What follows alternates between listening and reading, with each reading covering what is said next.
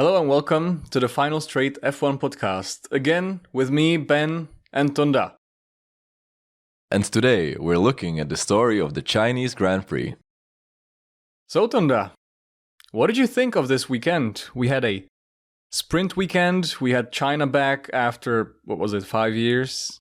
What did you think of that? Was it your first Chinese Grand Prix as well? It was the first Chinese Grand Prix that I've seen live, and I must say I'm not disappointed. It wasn't a boring weekend. We had a lot of sessions. We had the sprint quali with a lot of changing conditions, with some pretty interesting results at the end. I'm sure we'll get to that. Then the sprint itself was pretty exciting with some nice wheel-to-wheel battles. Quali was pretty interesting as well, and the race itself, while not the most exciting of the season so far, I'd say it still gave us some battles. Gave us some strategy questions, and gave us some drama as well, with drivers crashing into each other, some penalty points handed out, and everything else of that matter, which is what we like on this podcast, of course. But yeah, what did you think? Yeah, well, for me it was super interesting to see China back finally after such a long time. And I think it's a great reminder that China produces some amazing races. Like, from the top of my memory, I've been watching for more than 15 years, and I don't really remember any Chinese Grand Prix that was like super boring or anything. On the other hand, it produced many overtakes, changeable conditions, and I think that this weekend was again the proof that this track belongs to the calendar long term. And I think we can begin with the sprint qualifying, right? Like, already I think China had pretty big expectations, and it happened immediately, right? Like, we had SQ1, SQ2. We were expecting rain. It was dry. We were on the medium tires, right? Because that's the sprint quali rules. For the first two, you go the medium tires, and then for the last session, you go out and put on the softs. But we never got there. We had rain, and oh my god, what a result, and what an exciting quali. And the results were definitely crazy. Yeah. I agree. I mean, we had Lewis Hamilton almost starting from pole position for the sprint, with Lando Norris going almost 2 seconds faster after that. And at first the lap time was deleted, and then it was reinstated. I think a lot of people were a little confused as to why that happened, but I think after they explained the reasoning behind it, it actually made quite a lot of sense. Because I think people were going off of rules that were established in some other races, such as Austria 2023, where it was stated that if a driver crossed the track limits in the last corner, the lap time of the next lap would be invalidated as well. But that's because you can get an advantage. But here, Lando, he brushed the gravel, which definitely didn't help his speed going out of the corner. And also, this rule doesn't apply to all of the tracks, which is why there was this little confusion and why his lap time got reinstated in the end. Yeah, well, do you think it should have been a lap time deleted, or do you agree with the lap time reinstated, or what's your take on this? Well, as we mention every time, I think the stewards should be clearer, and make the decisions, I don't want to say quicker, but make the right decision, the first time, and not to have to go back and like redo it. But I don't think the lap time should have been deleted, no, because the reasoning for deleting the lap time would be that he gained an advantage, but he didn't. He got a disadvantage by being in the gravel for the last corner there. So I think it made perfect sense for them to reinstate it. I don't know. What about you? Yep. I think his lap time shouldn't even have been taken away in the first place. Yeah. That's my opinion. And I agree with you. Like, in tracks like Austria or different tracks such as Monza as well, if you go, in the last turn, if you go, over the track limits, you might gain time, right? Because there's no gravel. There's tarmac. And in here, we clearly saw Norris, like, he basically ruined his lap. He was on a flying lap. He ruined that lap. And he arguably lost quite a bit of time in the gravel as well, right? So no one, I mean, me included, I wouldn't expect him to go faster in the next lap. So it was pretty odd seeing him finish the lap, which was rapid, by the way. It was 1.2 seconds in the end faster than Hamilton. And I've heard the statistic that it was apparently the second biggest gap from pole position to second place in the turbo hybrid era, which is pretty crazy if you ask me. But yeah, it was very strange because we had, chaos, because the track, just so everybody understands, right? The track did not have much grip because it was not being raced on for 5 years, and they were repainting it, and in the dry conditions, the track was nowhere near as grippy as it was a few years ago. So when you add rain, it's just instant chaos. Yep. You saw Leclerc spinning, on his outlap. You saw Verstappen going off multiple times, which is really rare for Verstappen to go off and, lose the control of his Red Bull. But yeah, then you had Hamilton not setting the time for a long time and then smashing in a time which put him in that time on P1, right? And I was like, wow, like, where did that come from, right? And he also had the luxury that he crossed the line like with 2 seconds to go. So he had arguably the best time to, set even a faster lap time. And then you had this chaos with Lando. And it was weird because then you were thinking, oh, is Hamilton on pole? Is he not? Like, oh, and then they took away the time of Norris. And it was so strange because then you could argue that if was Hamilton told to, back off, to not risk anything, to not bend the car. I mean, my opinion is that he didn't, because you usually don't talk to the drivers when in these conditions about not pushing or pushing, because I think Mercedes must have known themselves that there is a high chance of this getting reinstated, but I think it, again, left so many fans with confusion, but excitement at the same time, because it was unpredictable, and this is what we're looking for in Formula One at the end. Yeah. No, I agree. And the rainy conditions and the difficult terrain really made the experience shine through in some of the drivers, like Lewis Hamilton, obviously, who has years of experience driving in the rain as well. And also Alonso, who had a pretty decent qualifying as well. Yeah, but then the sprint, Lando Norris wasn't as lucky as he was, or lucky. He didn't do so well at the start of the sprint as he did in the qualifying for it. And he went from 1st to 7th, I think. Yeah, he didn't really... It was strange. Like, I mean, Lando raced in China, I think, once, right? Since he was in 2019, but still. Turn 1.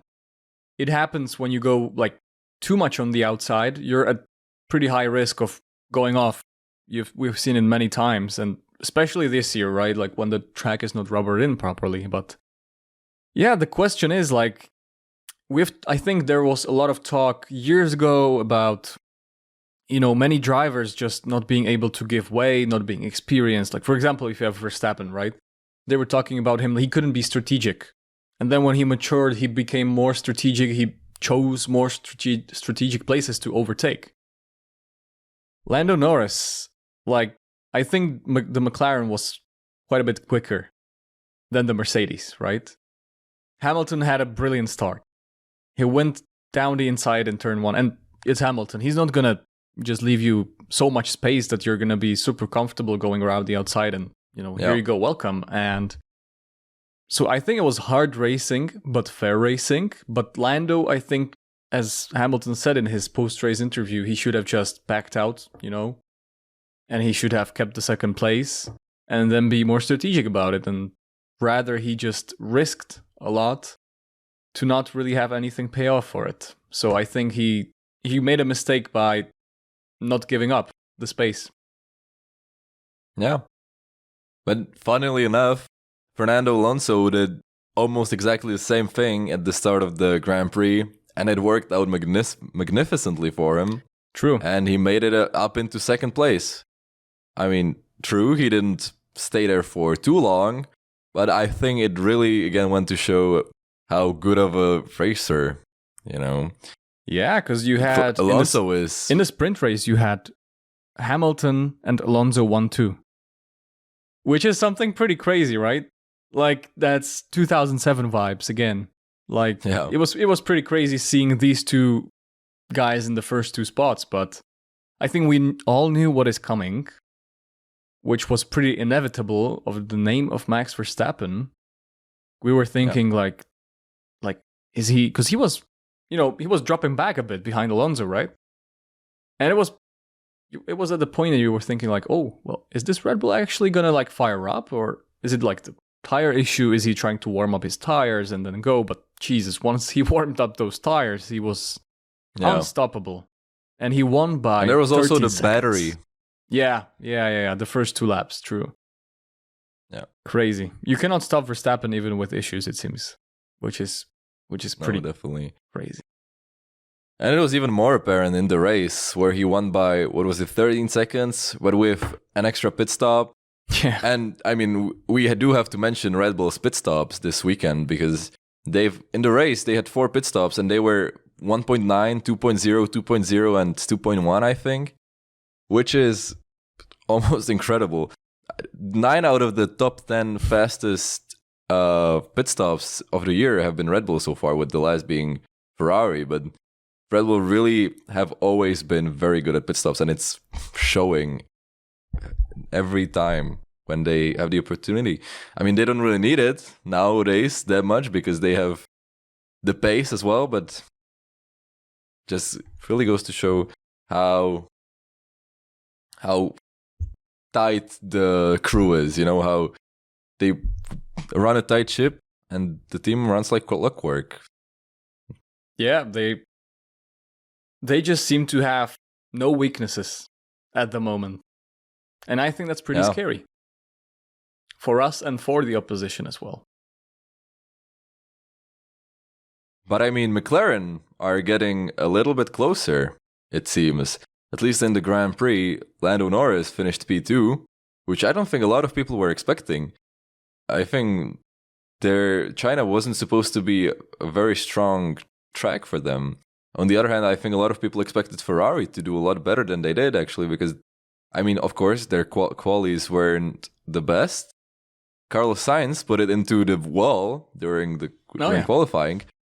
He did manage to save it, which was astonishing, because he hit the gravel, then he spun around, hit the wall, but he did manage to save it and not hit the wall with the rear, but only clipped the wing a little bit.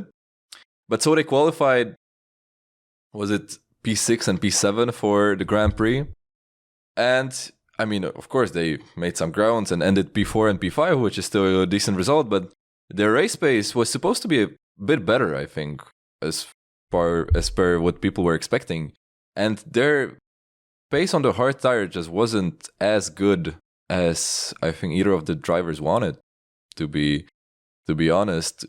The medium tire, they were doing pretty well with that, but once they put on the hards, and once it became clear that it would be a one-stop race for them, I think there was no chance for Leclerc to chase down P3 or any podium positions. Yeah, I think, like as you say, the Ferrari had an interesting weekend, and kind of apart from some moments, they had an under the radar weekend. Like, they weren't particularly anywhere in the sprint qualifying. They were not particularly anywhere in the sprint as well, apart from when we saw the Alonso train. Yeah. Where we had Sainz and Alonso just squabbling, Sainz putting in a good overtake, but Alonso not giving up. And in my opinion, it was a bit too much from Alonso when he just sent it down the inside and kind of, ruined the floor of Sainz, and then Sainz fighting Leclerc like it was for the world title. It was all a little bit scrappy from the Ferrari, and then, in the race, you again had this plan A, plan D, we are checking. It was a little bit back to the older Ferrari days, but I mean, in terms of their pace, I expected them to be stronger than this. McLaren was a big surprise of the weekend to me.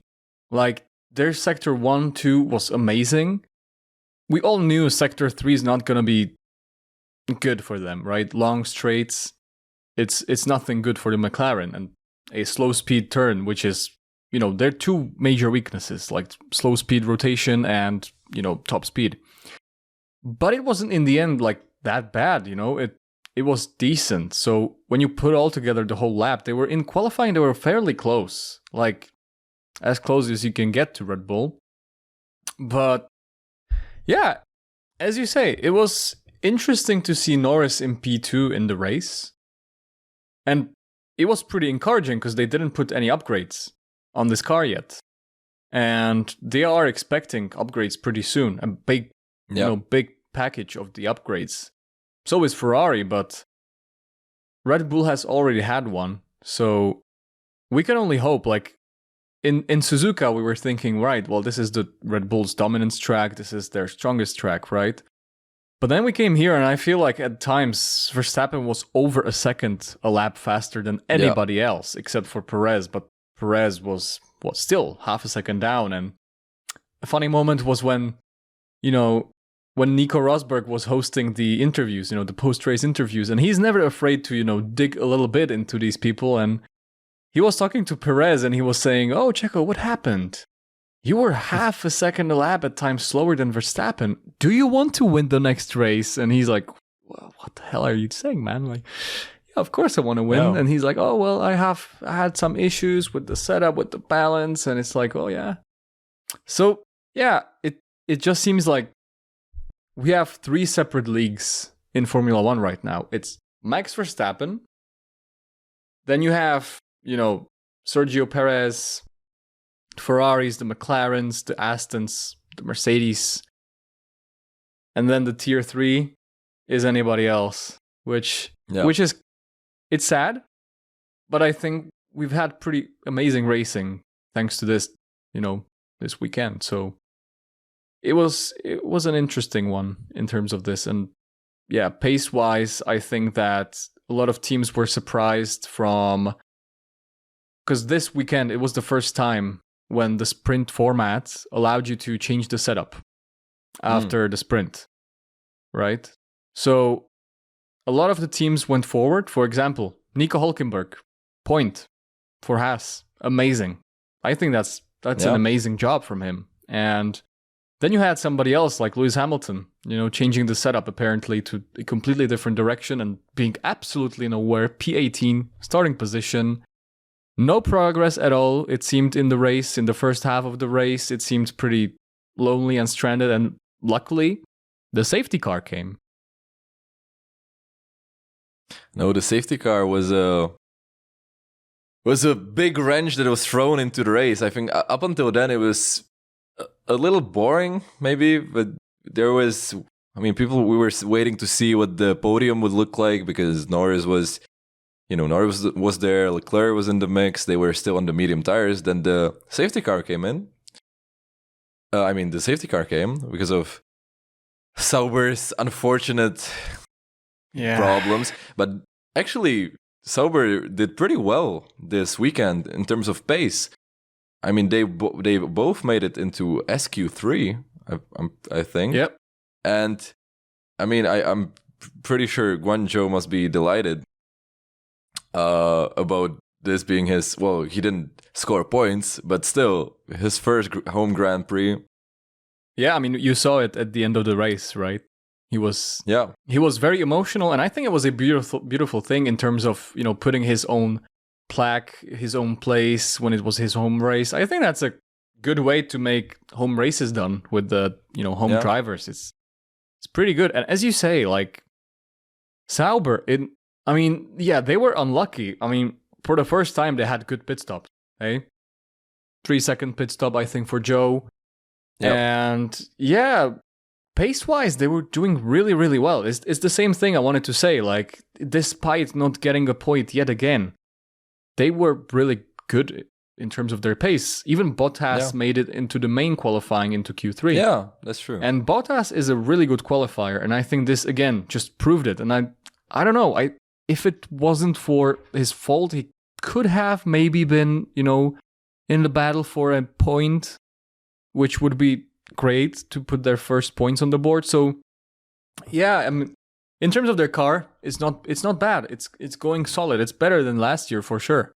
So yeah, but then the moment when Bottas retired, I found that super weird because his engine failed. He parked the car, but then you had these yellow flags just so long, and then Bottas was just looking worried, turning around and seeing at the cars. He's like, "What the hell is going on?" Like, because the car could easily just lock up and go straight to Bottas, and it was just taking so long until they put the virtual safety car. Even when they put the virtual safety car, right? Like virtual safety cars are supposed to be there for, I don't know, like half a lap, 3/4 of a lap, or something like that. But like, I think we all knew it's gonna need a safety car. It just again took so long.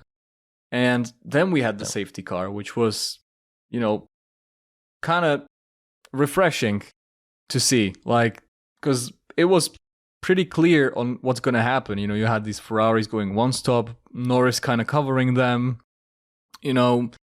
Perez kind of just going straight forward to P2, essentially.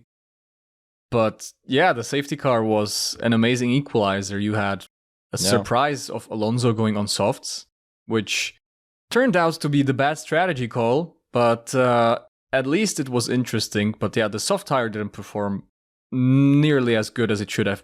The whole weekend, you had Russell on the soft in the sprint, which didn't bring much. You had Hamilton at the start of the race on the soft, and he came on the radio saying, "Man, I'm not doing any progress here."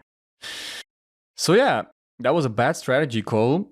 And then when there was supposed to be the safety car restart, you had Mr. Stroll just parking it up Ricciardo's butt. Yeah, I was gonna mention that.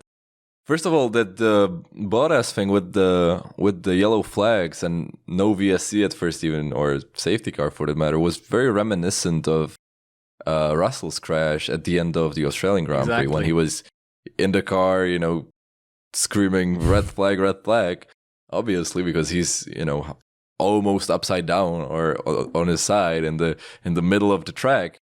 And yeah, it would be nice if especially these decisions, like safety related ones, driver safety, would be made a bit quicker. And I feel like it can't hurt to overdo it with the reaction. I mean, of course, you don't want to red flag a race for no reason, but if it seems like there's a chance of somebody locking up and crashing into Bottas who's right there, then you should probably pull out the safety car.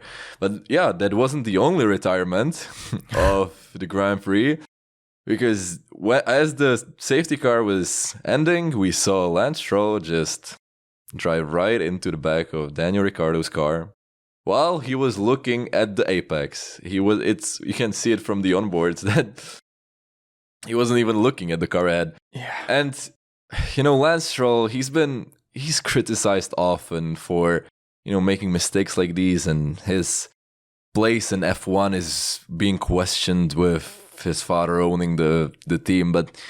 And I usually try to defend Stroll in that sense that I don't think he's a bad driver. I don't think he is just a paid driver. But when he makes mistakes like this, it's really difficult because mistakes happen, but he needs to be mature about it and own up to those mistakes. But apparently he was later blaming Ricciardo for the crash, which is just insane because he crashed into Ricciardo and Ricciardo crashed into Piastri as a result of that. And then Piastri had damage, which affected the rest of this race. So just disastrous for VCARB, especially with Magnussen crashing into Yuki Tsunoda as well. Oh yeah, which Unlucky. Resulted in both of the racing boats retiring. And I also saw a video of as the marshals were lifting Yuki Tsunoda's car, they dropped it from like a meter. Really? So who knows? Maybe the floor is damaged as well now. Oh my god, that's unfortunate. I didn't see that. So, wow.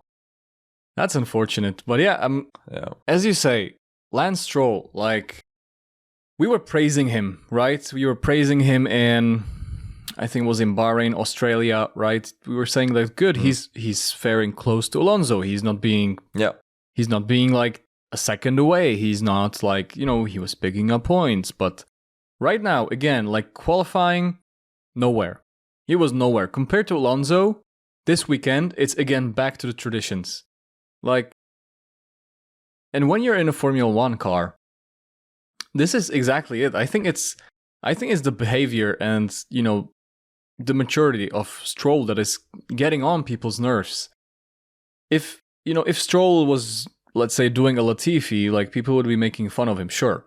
But, it's the same with Sargent, right? Like, Sargent is nowhere compared to Albon. Like, most of the time, he's not really anywhere. But I don't think there is a strong hate towards Sargent.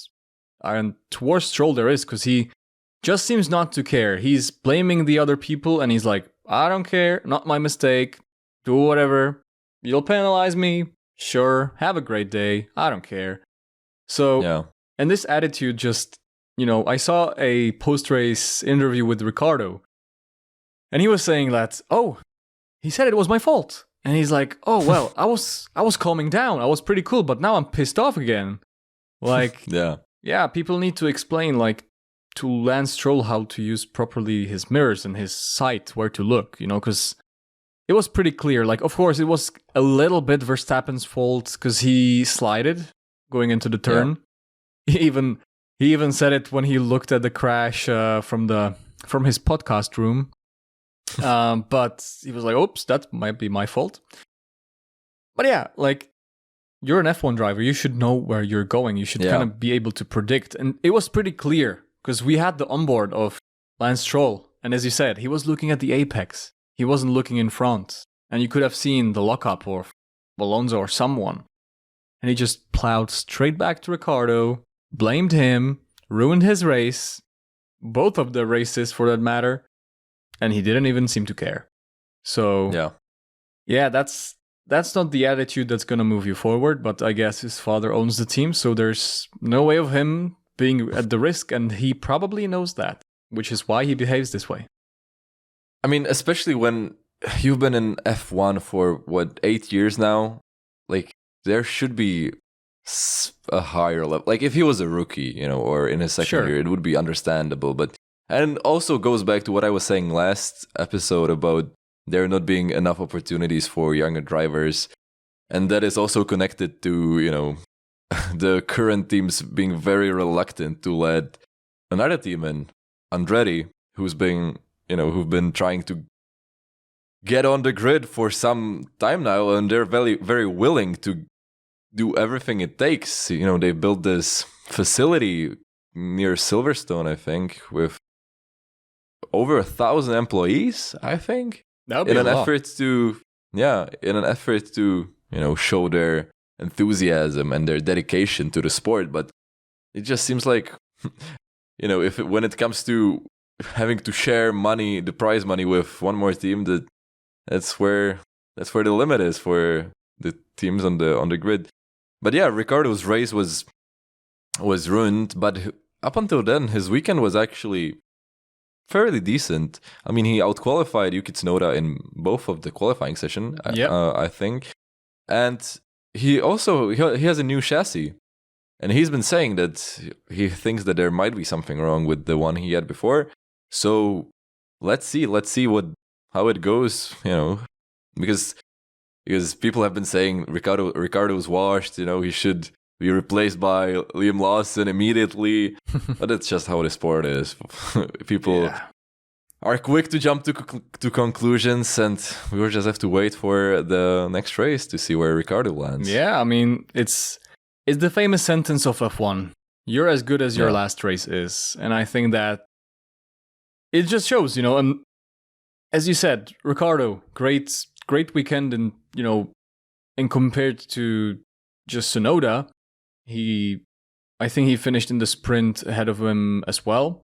I think he pretty much ended in front of him in every session bar the practice. So in every session that it counted, he finished ahead of him. And yeah, of course, it's pretty unfortunate that both V-Carbs DNF'd, but I'm pretty sure that Ricciardo is going to take some, good momentum to Miami and onward. And as you said, he got a new chassis.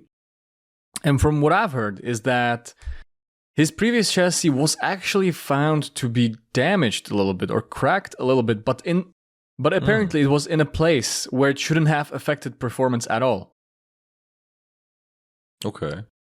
But then Ricciardo says that something's wrong. So who do you trust, right? I would trust the F1 driver because they feel like, I think people underestimate like how much of the car they feel, how much, how every single tiny change impacts the behavior of the car. Maybe it didn't have like straight impact on the performance, but if it has impact on the balance, then it will straight up impact your performance, right? So I'm excited to see what Ricciardo is going to do with his new chassis, because I think that's a big one. And we'll see. We'll see in Miami, but yeah, he didn't seem a happy puppy when Stroll plowed into him, and I hope the chassis is okay with this as well. And Tsunoda's for that matter. Yeah. So, yeah.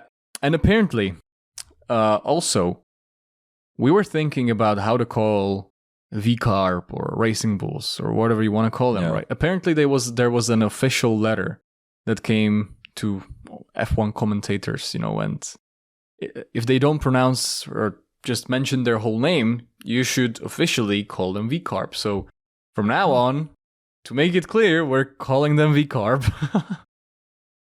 And I think I heard this during the race, but then the graphic said RB's reserve driver for Liam Lawson. So they should probably start with the internal graphics. Yeah. No, but I agree with the fact that even if, the crack or whatever didn't affect performance directly, like if you can feel that something is weird about the car or, something is wrong, then it's gonna affect your confidence in the car as well. Like what's going on? Like, is the car gonna split in half when I go a little too hard on the brakes or something? So I believe Ricciardo. I mean, I'm not saying he should, he's the next coming of Senna and that he should go back to Red Bull immediately, but let's just see how it goes. But I feel like also going back to you mentioning the McLaren upgrades that are coming soon and the Ferrari upgrades that are coming soon.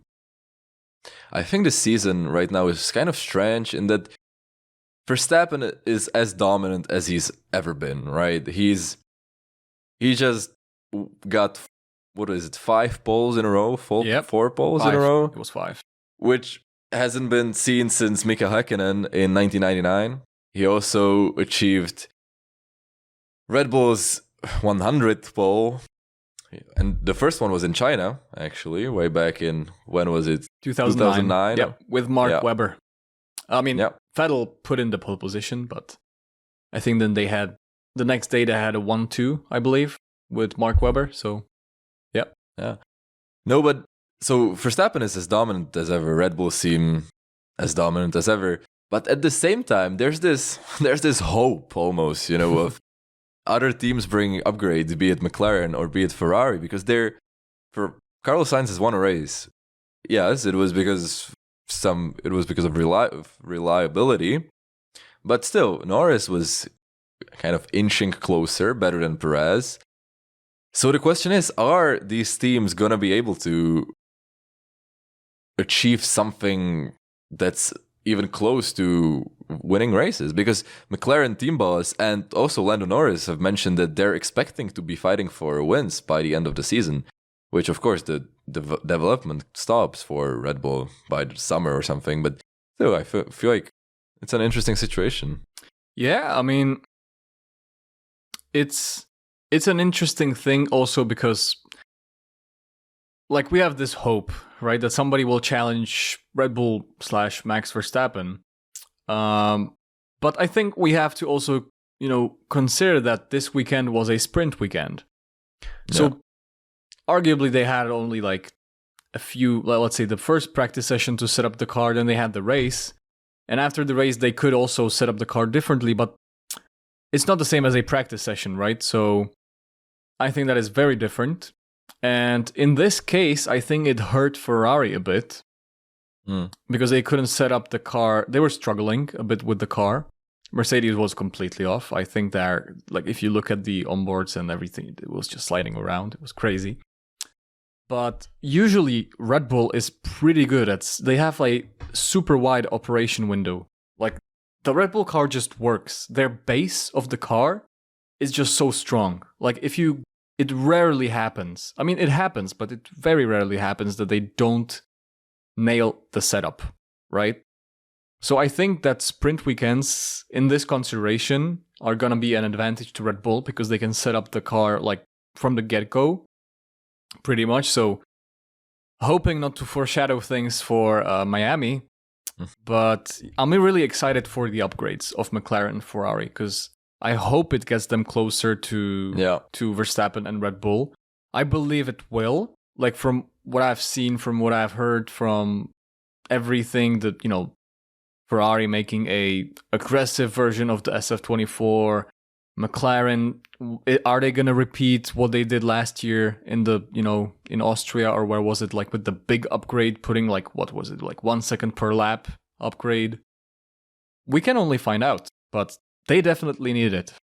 And if we have a three-way fight in terms of the constructors for win, if we cannot expect whether Verstappen, Norris, Piastri, Leclerc, or Sainz win the race, I think that's a pretty exciting season to look forward to, right? Yeah. I mean, the teams are confident, but at the same time, I would keep our expectations a bit lower because who knows what Adrian Newey has in his back pocket in case something like that happens. In his pencil case. In his pencil case, exactly. No, but it's very interesting also to see McLaren at the front of the field at the start of the season because last year, or this time, they were doing so poorly right up until Austria, exactly. So it's going to be very interesting to see how they develop and especially how they do at tracks like Silverstone, where they did really well last year. Lando Norris even led for a few laps. So that's very interesting. And I also think that Lando Norris does really want his first win now. Especially after Sochi 2021. Even I saw a meme that was like comparing Sochi 2021 and the start of the sprint race. Me too. Like, welcome back Sochi 2021. I think Lando Norris even liked it himself. So I think he's very aware of stuff like this, and he's the drivers are usually their harshest critics themselves. So yeah, true. And I think that like Lando is an amazing driver, right? Like he's top 5 for sure, like at this moment, easily. And I think that once he gets this first win, he's going to drive. I think his driving is going to, get only better because he's going to get the pressure off himself. Because I think that when you were seeing the sprint race, I think you just saw the pressure and, he just wanted it so much. He just couldn't.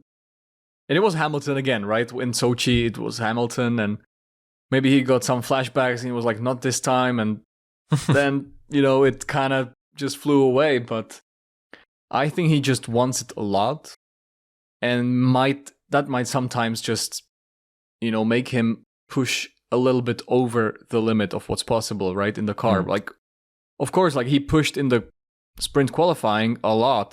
He was taking a lot of risk, but in this time it paid off. He was on pole by 1.2 seconds, but then you have things like the sprint, turn 1, risking it all, and it didn't really pay out. So I think that's something that once he matures in terms of, getting that first race win and, being, let's say, more long-term focused, as you have Hamilton today, like he doesn't usually go for too many risky moves that would, like when he's competing for race wins or whatever, because he knows when he's fighting for the championship, he needs to count every single point. So I think that's something that Lando will get to in some time. But it's certainly pretty good to see him try, like you have finally some excitement. We have finally. It was the first race of the season that actually didn't have a 1-2. Believe it or not, it was either really? a Red Bull 1-2 or a Ferrari 1-2. So Okay. yeah, that's that. It was 3 Red Bull 1-2s and 1 Ferrari 1-2. Interesting. No, but I agree with the pushing a little over the limit sometimes, and I feel like he's similar to Leclerc Yeah. in that sense. I mean, not so much lately, I'd say, for Leclerc, because he did spin in the sprint qualifying.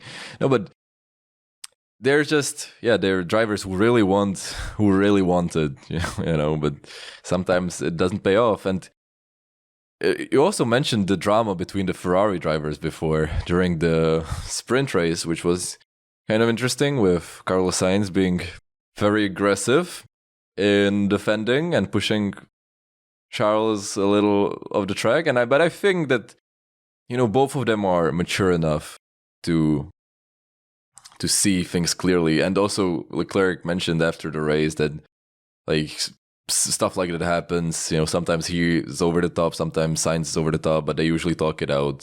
So, I mean, let's hope that the relationship stays okay. But I think that Leclerc also understands that Sainz is in a difficult position right now, with being out of contract for next year, when Leclerc has a contract until 2028 or 9, or when is it? So Sainz definitely, I think, feels that he needs to prove himself a little more than some other drivers on the grid, which may lead to him taking more aggressive moves, even against his own teammate. Yep, 100%. And I think that Sainz, I'm not saying he doesn't have to be a team player, but for sure he has much less incentive to do so than Leclerc, as you said. But yeah, I think like after the race, he also said that he maybe just went a little bit over the line and he was too much, and he apologized. So it's nothing serious. They didn't damage their car, they didn't DNF each other. So in the end, it's all good. But yet exactly. But I think if that happens, that will be a big turning point for their relationship. If something like Rosberg and Hamilton, or Russell and Hamilton, or any other, or Vettel and Leclerc for that matter. It's just that but so far they've been racing each other fairly cleanly, so I hope it doesn't happen. As a certified Ferrari fan, I hope they don't crash each other out this year. But yeah, that would definitely be a big step in changing their relationship, I think. Yep, they're doing well so far because they're both A-grade drivers, right? So there is nothing like either of them being a number 2 driver, right? Like, I don't know, if you have Verstappen, Perez, they're not gonna crash with each other because it's not much likely. And you never had Hamilton and Bottas crashing, I don't think, in their entire, career as teammates. So I think it's a pretty good achievement that they didn't crash yet, because you had Vettel and Leclerc crashing. You had many teammates crashing, and we know that it's usually the turning point to something not so much better in the future. So let's hope it stays that way, and let's hope that Sainz can attract pretty good prospects, and we see him in a top team, because he for sure deserves it. I definitely agree. It would be a real shame if he had to go to Sauber. Oh yeah. for 2025. I mean, at that point, it might be better for him to maybe even sit a season out, even though it's not ideal, and then come back for 2026. But yeah, but there are not a lot of seats available, with Alonso re-signing with Aston Martin, in the past few weeks. Mercedes. Mercedes is an option, but I guess unless they want to bring in Kimi Antonelli straight to the top team, which would be an interesting and risky move, I could see them trying to put him into the Williams maybe for the 2025 season. True. Based on how Sargent does for the rest of the year. But these are all things that are still up in the air a little bit, and we have to wait to see how it turns out. But I would also like to move on to rating the weekend now, and maybe choosing a driver of the weekend for us. So, what do you think? So, firstly, I think it would be good to rate the weekend. Let's rate the weekend, and overall, so accounting all the sprint qualifying, the sprints, the qualifying, the race, I would give it a 7.5 out of 10. What would your grade be for the whole weekend? Yeah, I was thinking around the same area. Like, it wasn't awful, it wasn't a snooze fest, but it wasn't something amazing either. So I would somewhere around the 7.5. I could agree with you there. Yeah. The sprint and the sprint quali for me personally was like a 9, because there was so much going on and it was so unpredictable, and although Verstappen won by a mile again, it was pretty exciting further back. So, but overall, for 10 being an absolute banger and 1 being Monaco, usually it's a 7.5. Like, so far, I think is the best weekend of the season. By a bit. That's a fair statement, I'd say. I'll go with 7.5 too then. Certified Final Straight F1 podcast, 7.5. Good. And who would your driver of the weekend be? Well, if we look at all the sessions, I would probably have to go with Lando Norris. Sticking it on pole for the sprint. He did make a mistake in the sprint, but then putting into P2 for the Grand Prix, I think he deserves it. Would you agree? I would agree, but to go for someone different, I'll try, and I would say Fernando Alonso. I think that Lando Norris had an amazing weekend, but I still think that Fernando Alonso performed amazingly. I don't think you could do any more in that Aston Martin. Yeah. Of course, he had the bad moment of crashing to Sainz. It wasn't ideal, but just imagine, what would this race weekend look like without Alonso? I think it would be so much different. And I think that, I agree. In terms of, I would separate this category almost. Like, performance-wise, I would agree with you that it's 100% for me, Lando Norris as well. But for entertainment and for pure, F1 fam, just entertainment and fun, it would be Alonso, because he just held up everybody. He battled with everybody. He went for a different strategy than everybody in the safety car. I just think he did, and towards the end of the race, he was coming back so quickly. He was just overtaking car after car.